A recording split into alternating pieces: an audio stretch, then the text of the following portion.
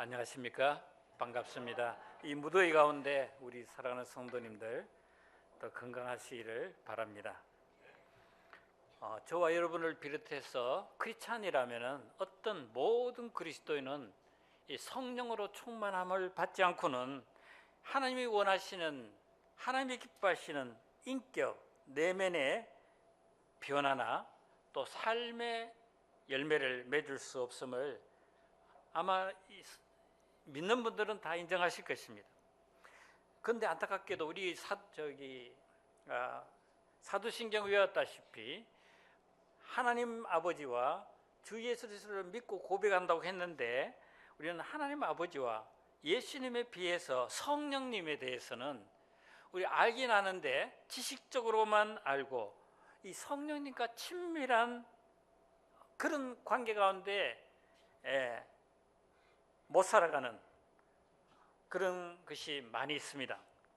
그래서 우리가 성령에 대한 무지나 오해가 있다면 벗어버리게 해주시기를 바랍니다.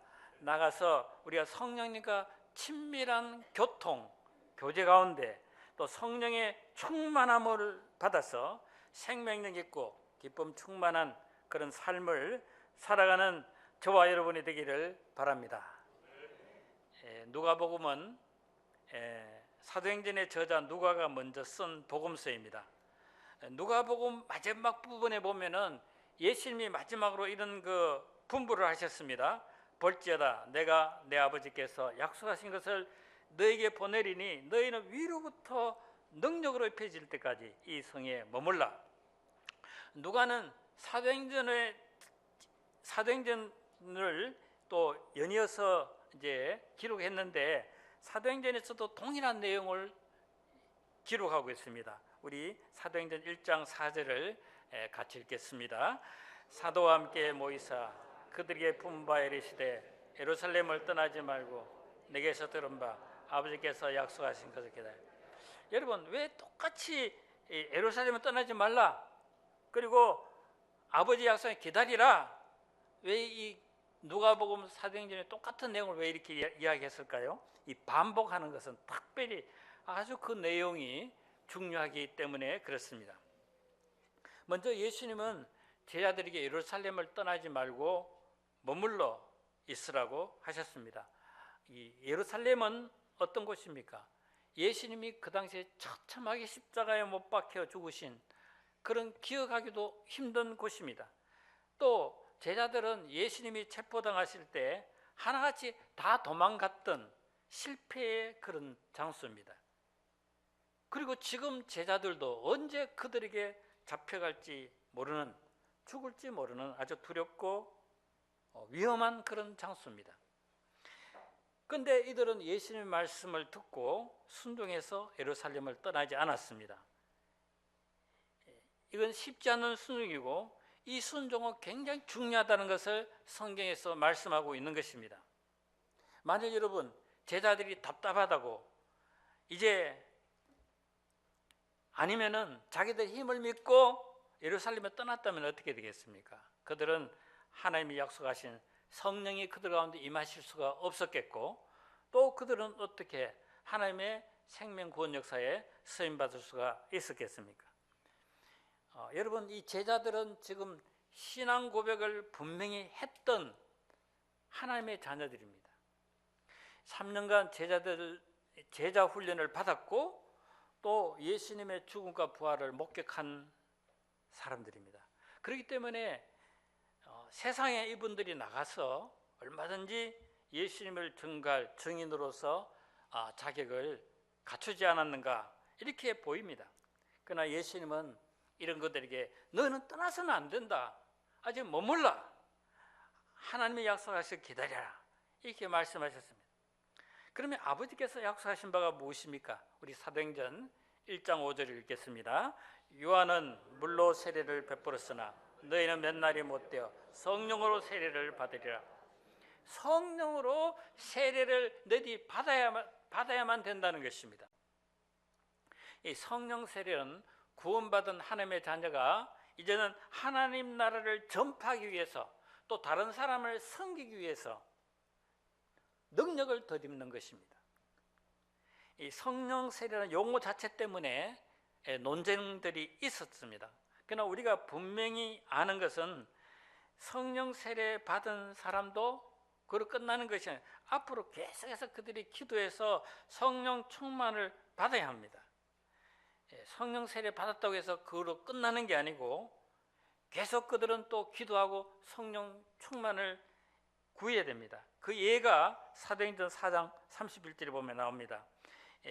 핍박이 휘몰아쳐 왔을 때 사도들과 성도들은 간절히 모여서 기도했습니다. 그때 어떤 일이 일어났습니까?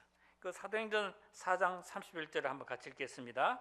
빌기를 다음에 모인 곳이 진동하더니 무리가 다 성령이 충만하여 담대히 하나님의 말씀을 전하니, 그 당시 이들은 굉장히 두려움에 사로잡혀 가지고 어떻게 복음을 전할 수 없는 그런 상황이었지만 그들이 간절히 기도했을 때 오순절 후에 똑같은 성령이 임하심으로 그들이 성령으로 충만해져서 담대히 하나님의 말씀을 전하게 되었다, 이렇게 기록하고 있습니다.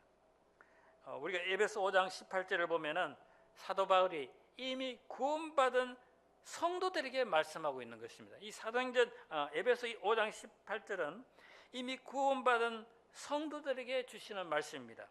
오직 성령으로 충만함을 받으라. 이 성령 충만 받는 것은 구원받은 하나님의 자녀들 그리스도인들을 향한 하나님의 뜻이고, 이 선택 사항이 아니라 구원받은 하나님의 자녀는 반드시 필수 과목으로 성령 충만을 받아야 된다 하는 말씀입니다. 여러분, 성령 충만이 무엇입니까? 성령 충만은 그리스도인들 속에 계시는 성령께 지속적으로 순종할 때 나타나는 삶입니다. 성령께서 내 삶의 주인이 되어서 나를 다스리고 나를 인도하시는 것이 성령 충만입니다. 그래서 사도행전 5장 32절에서 말합니다. 같이 읽겠습니다. 우리는 이 일의 증인이요 하나님이 자기에게 순종하는 사람들에게 주신 성령도 그러하니라 하더라. 앞에서 제자들의 경우에도 봤듯이 성령은 순종하는 자에게 임하십니다. 이 순종이라는 게 성경에 굉장히 중요하다는 것을 여러 가지로 말씀해 주고 있습니다. 여러분, 사도 바울은 성령 충만을 다양하게 성경에서 표현하고 있습니다. 로마서 8장 14절에 보면은 성령 인도함을 받아라. 그게 성령 인도함 받는 것이 성령 충만이라는 뜻입니다. 또 갈라디아서 5장 25절에 성령으로 살라. 성령으로 사는 사람이 성령 충만함을 받은 사람의 삶인 것입니다. 그럼 왜 하나님께서 우리 구원받은 자녀들에게 성령으로 충만함을 필수적으로 반드시 받아야 된다, 이렇게 명령하시는 것일까요? 첫째로 우리가 성령 충만해야 생명을 살리는 능력 있는 삶을 살 수가 있습니다. 우리 사도행전 1장 8절을 다시 한번 같이 읽어보겠습니다. 오직 성령이 너에게 임하시면 내가 권능을 받고 예수.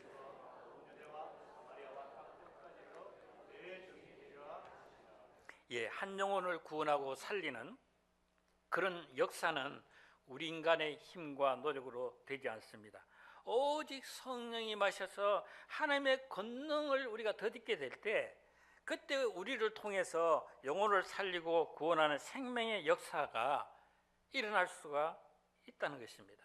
우리 사도행전 1장 13, 14절을 보면은 제자들은 예수님의 명령에 순종해서 이제 마가다락방에 모였습니다.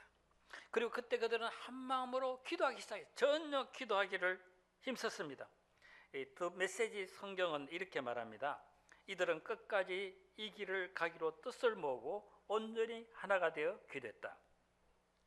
그들에게는 로마 제국의 그 식민지로서 당하는 그 아픔, 그리고 절박하게 이스라엘의 회복, 속히 이 로마로부터 압제로부터 벗어나는 이런 절박한 현실 문제가 있었지만은 이들은 이것을 먼저 다 하나님 앞에 내려놓았습니다.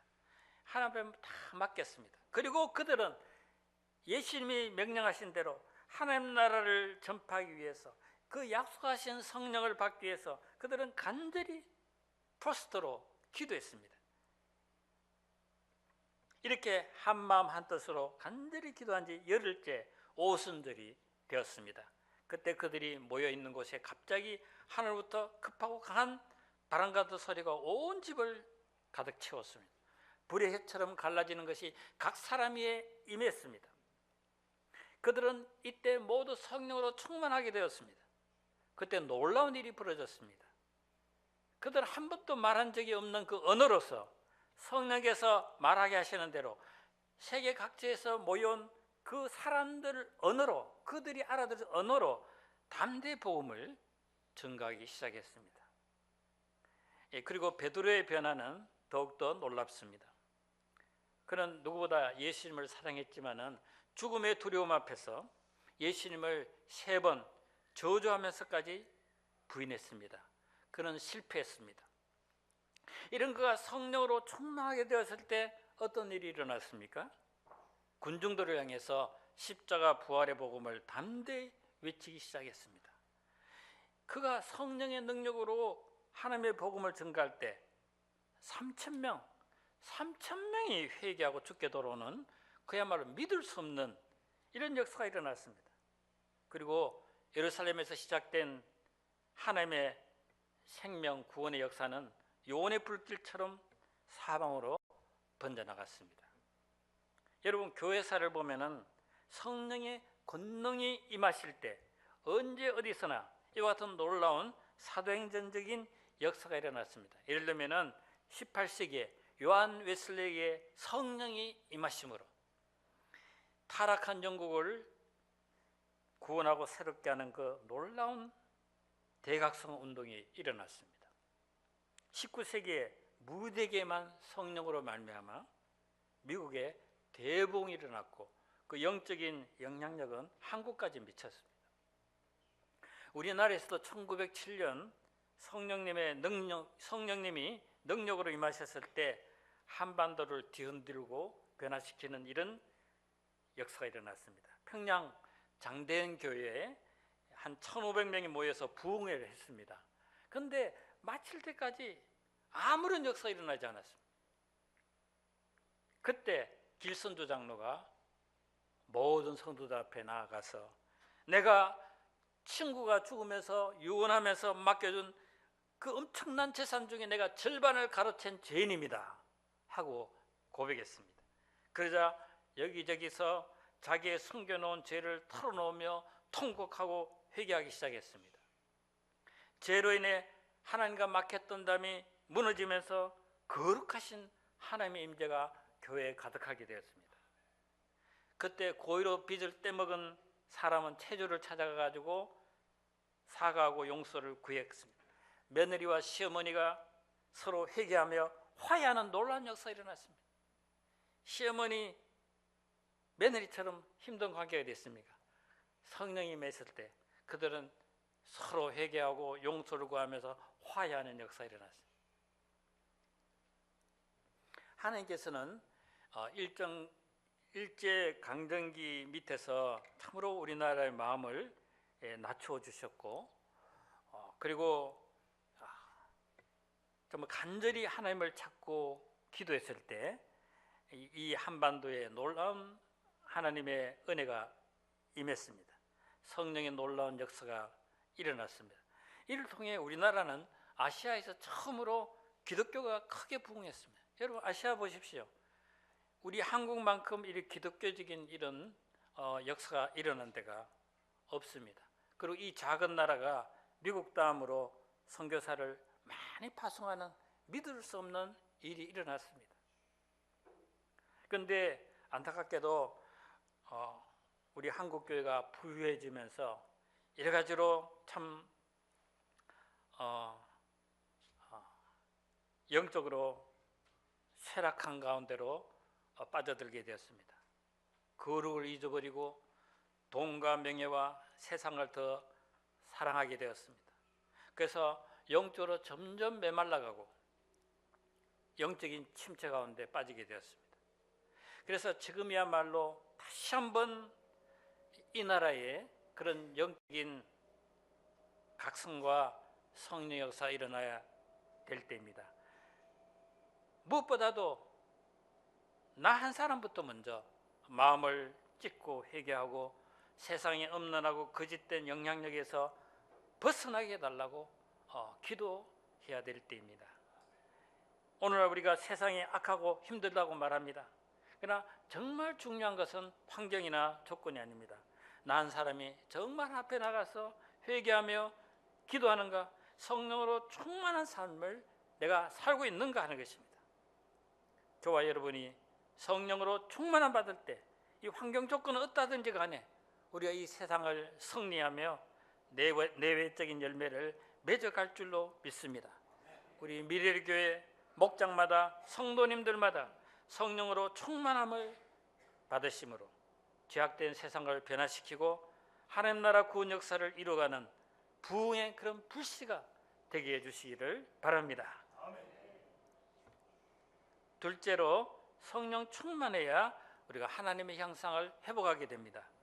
우리가 예수님을 믿음으로 성령으로 거듭나 하나님의 자녀가 되는 것은 신앙의 시작입니다. 이제 이때부터 우리는 계속해서 그리스도의 장성한 분량까지 우리는 성장해 가야 됩니다. 자라야 됩니다. 여러분, 교회에서 일어나는 대부분의 문제들은 영적으로 성장하지 못한 미성숙한 그리스도인들이 많기 때문입니다. 그 예가 고린도 교회입니다. 고린도 교회 왜 분쟁과 파당, 심지어 음행 같은 많은 문제들이 그 교회를 힘들게 했습니까? 그들은 분명히 구원받았습니다. 심지어 은사도 처음 했습니다. 방언도 했습니다. 문제는 영적 어린아이의 수준에 머물러 있었기 때문에 그렇습니다. 하나님께서 우리를 구원하신 목적이 무엇일까요? 하나님이 우리에게 주신 사명을 회복하는 것입니다. 우리 요즘 창세기 공부하고 있는데 창세기 1장 28절대로 생육하고 번성하는 거예요. 우리의 자녀들을 또 번성하는 것도 필요하지만 믿음의 자녀를 낳고 키우는 것입니다. 다른 말로 말하면 우리 예수님의 지상명령을 온 세계 만민을 구원하는 그 사명입니다. 그런데 이거 못지않게 중요한 목적이 있습니다. 로마서 8장 29절을 같이 한번 읽어보겠습니다. 시작. 하나님이 미리 아신 자들을 또한 그 아들의 형상을 본받게 하기 위하여 미리 정하셨으니 이는 그로 많은 형제 중에서 맏아들이 되게 하려 하시오. 하나님의 형상을 회복하는, 이 하나님 우리를 구원하신 목적 중에 간절한 소원은 우리가 하나님의 형상을 회복하는 것입니다. 그래서 정말 작은 그리스도를 닮아가는 것입니다. 우리 에베소 5장 18절을 다시 한번 같이 읽겠습니다. 술 취하지 말라, 이는 방탕한 것이니 오직 성령으로 충만함을 받으라. 오직 성령으로 충만함 받으라는 말은 한번 성령 충만을 맛봐라, 안 그러면은 한번 경험해 봐라는 것이 아닙니다. 성령 충만한 상태를 지속적으로 가지라는 말씀입니다. 우리가 성령으로 충만함을 받게 될 때 우리 내면의 변화와 성숙의 열매가 나타나, 이건 우리 힘이 아니라 성령의 역사로 그렇게 우리 내면의 변화와 성숙의 열매가 맺어진다는 것입니다. 우리 갈라디아서 5장 22절 23절을 같이 읽겠습니다. 오직 성령의 열매는 사랑과 희락과 화평과 오래 참음과 자비와 양성과 충성과 온유와 절제니 이 같은 것을 금지할 법이 없네. 이 성령의 9가지 열매인데 희한한 것은 단서로 되어 있습니다. 이 말은 이 9가지 열매는 예수 그리스도 그분의 인격을 말해준다는 말입니다. 성령으로 우리 충만을 받을 때 시냇가에 심은 나무가 이제 열매를 맺듯이 그리스도의 인격이라는 열매를 맺게 된다는 것입니다. 그런데 참 재미있는 것은 그 앞에 성령의 열매 그 앞에 갈라디아서 5장 16절이 나옵니다.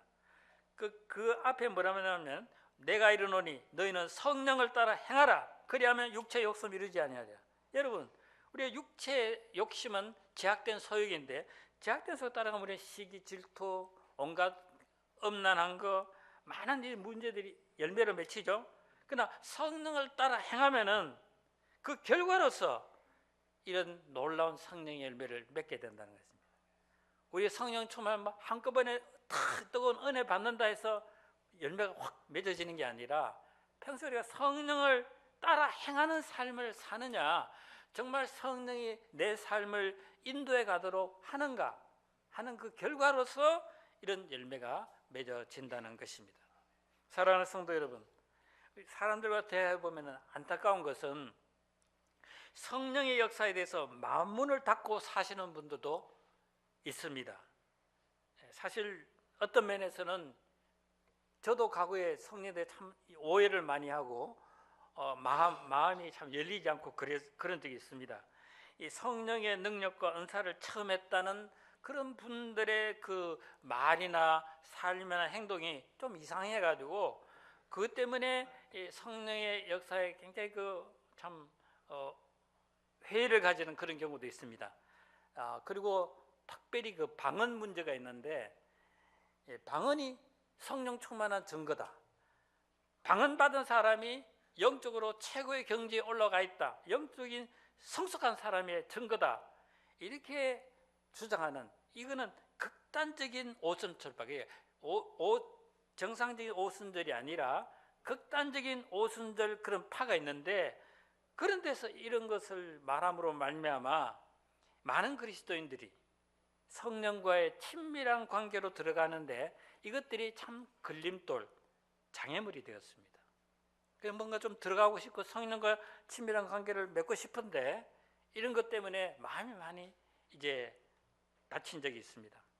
그러나 여러분, 이런 문제가 있다고 해서 우리가 성령에 대한 마음문을 닫는 것은 이 본질에서 벗어나는 것이고, 또 하나님 분명히 성령 충만 받아라 했는데 그 하나님의 말씀에 불순종하는 것이 됩니다. 속된 말로 구더기가 무서워서 장 못 담그는 것과 똑같습니다. 여러분, 왜 우리가 정말 성령 충만을 구해야 되느냐 하면은 성령 충만의 역사 없이는 우리는 진정한 기쁨이나 평강을 누릴 수 없고, 성령의 충만한 역사, 능력이 없이는 복음 전파도 우리가 할 수 없고 그리스도의 몸된 교회를 세워갈 수 없기 때문에 그렇습니다. 지금은 많이 달라졌지만은 우리나라의 그 장로교단에서는 이 성화, 그리스도 닮아가는 성화에 대해서 상당히 많이 강조를 했습니다. 성령은 우리가 그리스도를 닮아가고 성화되어 가게 하는 역사다, 이걸 많이 강조했습니다. 이에 반해 오순절 교단에서는 성령의 능력과 은사 같은 그 성령의 그런 외적 역사를 많이 강조했습니다.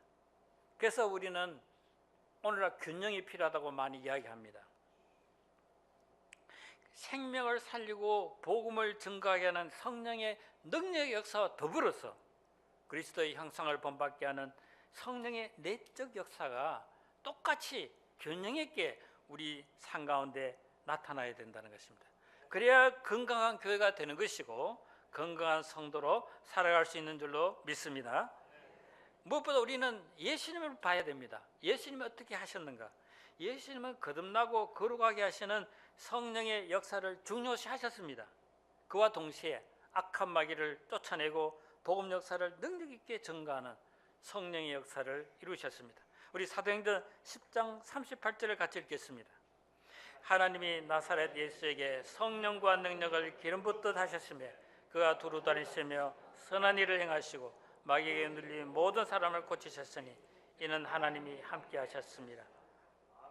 여러분, 성경을 보면은 성령의 그런 역사를 아주 균형 있게 잘 감당해서 좋은 영향력을 끼친 사람이 나옵니다. 이 사도행전에 나오는데 스데반과 바나바입니다. 이 스데반과 바나바를 사도행전에서 뭐라냐면 6장에서 성령과 지혜가 충만하더라, 또 믿음과 성령이 충만한 사람이다, 이렇게 말하고 있습니다. 여러분, 스데반, 바나바는 정말 영향력 있는 사람들이었고 예수님의 성품을 많이 닮았고 또 그러면서도 그들을 통해 능력 있는 그 하나님의 복음 역사가 이루어진 것을 우리가 보게 됩니다.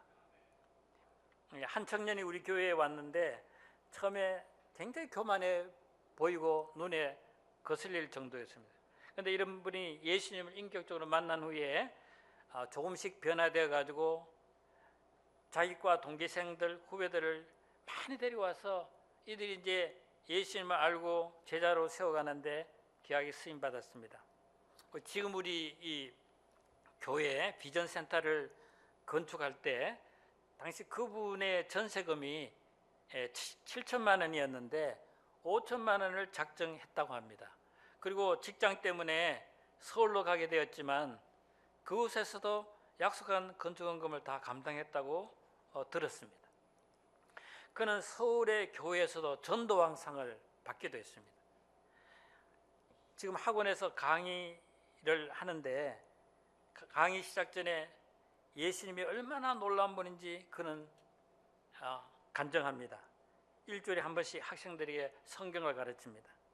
저는 그분이 그러면서 얼마나 참 이게 기쁨이 있고 아주 역동적으로 신앙생활을 하는지 어떻게 30년이 되도록 그렇게 생명력이 넘치는 삶을 변함없이 살고 있는가 참 배우고 싶고 그랬습니다. 근데 그것은 바로 이분이 지속적으로 날마다 주님께 순종하는 삶을 살기 위해서 주님과 친밀하게 교제하면서 성령님과 동행하는 데서 오는 것임을 알게 되었습니다.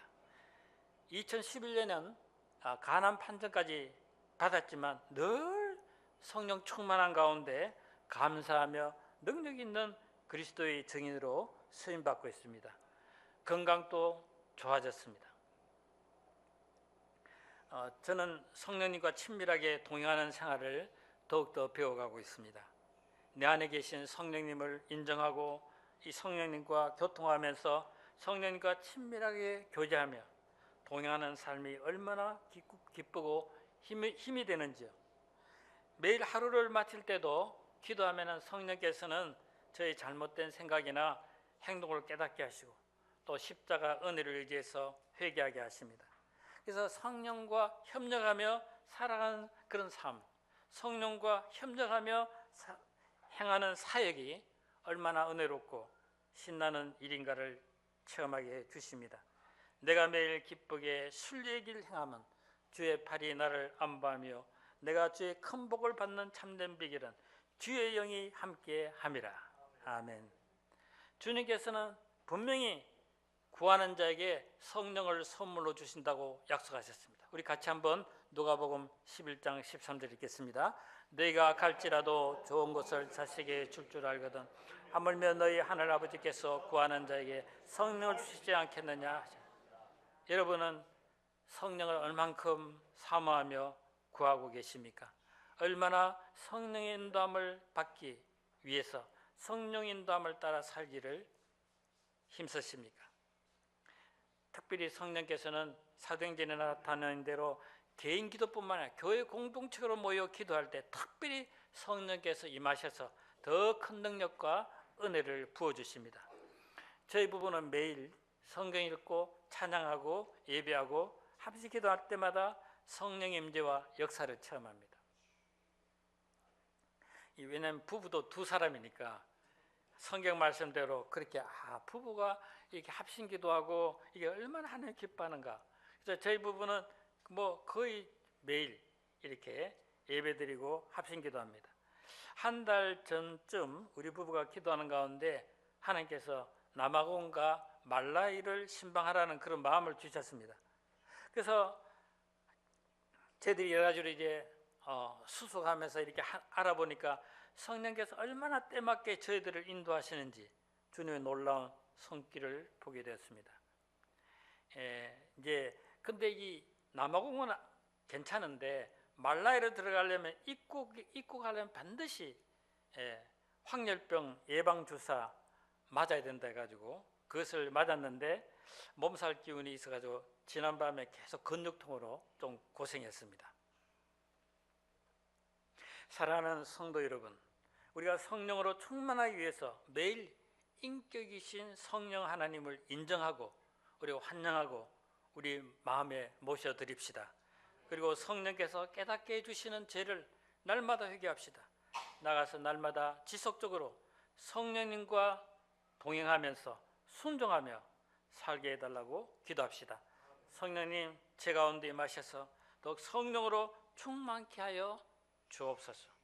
저와 여러분이 성령 충만한 삶을 지속적으로 살아가면은 능력과 열매가 균형 있게 나타나는 멋진 그리스도의 삶을 살게 될 줄로 믿습니다.